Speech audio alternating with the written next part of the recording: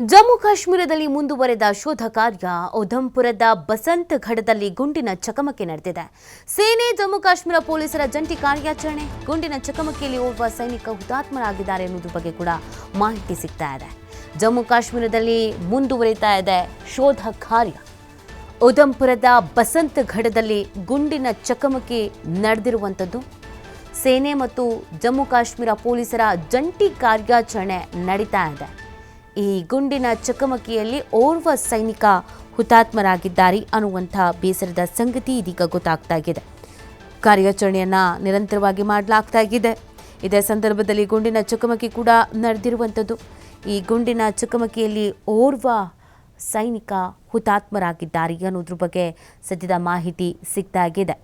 ನೋಡಿ, ತಕ್ಕ ಉತ್ತರವನ್ನು ಕೊಡಬೇಕು, ತಕ್ಕ ಪಾಠವನ್ನು ಕಲಿಸಲೇಬೇಕು ಅನ್ನುವಂಥ ನಿಟ್ಟಿನಲ್ಲಿ ಭಾರತ ಕೂಡ ಅಲರ್ಟ್ ಆಗಿದೆ. ಸೊ ಆ ಕಾರಣಕ್ಕಾಗಿ ಈಗಾಗಲೇ ಕಾರ್ಯಾಚರಣೆಯನ್ನು ಕೂಡ ನಡೆಸಲಾಗ್ತಾ ಇದೆ.